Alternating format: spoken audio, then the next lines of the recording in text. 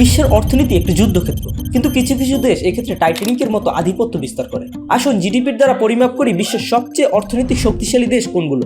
শীর্ষে রয়েছে যুক্তরাষ্ট্র, যার জিডিপি বিশাল 26 ট্রিলিয়নেরও বেশি। সিলিকন ভ্যালি, ওয়াল স্ট্রিট এবং বিশ্বের বৃহত্তম কর্পোরেশনগুলোর অবস্থান এটি এক শতাব্দীরও বেশি সময় ধরে বিশ্বের সবচেয়ে বৃহত্তম অর্থনীতি হিসেবে অবস্থান করেছে। ঠিক পেছনেই রয়েছে চীন, যার জিডিপি প্রায় 17.5 ট্রিলিয়ন ডলার। গত কয়েক দশকে এটি একটি উন্নয়নশীল অর্থনীতি থেকে বিশ্বের পরাশক্তিতে পরিণত হয়েছে। স্মার্টফোন থেকে আকাশচুম্বী ভবন পর্যন্ত সবকিছু উৎপাদন করে। তৃতীয় স্থানে রয়েছে জাপান, যার জিডিপি 4.3 ট্রিলিয়ন মার্কিন ডলার।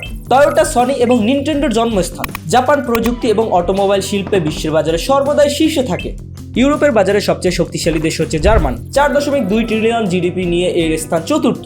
এটির প্রকৌশল দক্ষতা, বিলাসবহুল গাড়ি এবং ইউরোপীয় ইউনিয়নের অর্থনীতি মেরুদণ্ড হিসেবে পরিচালিত।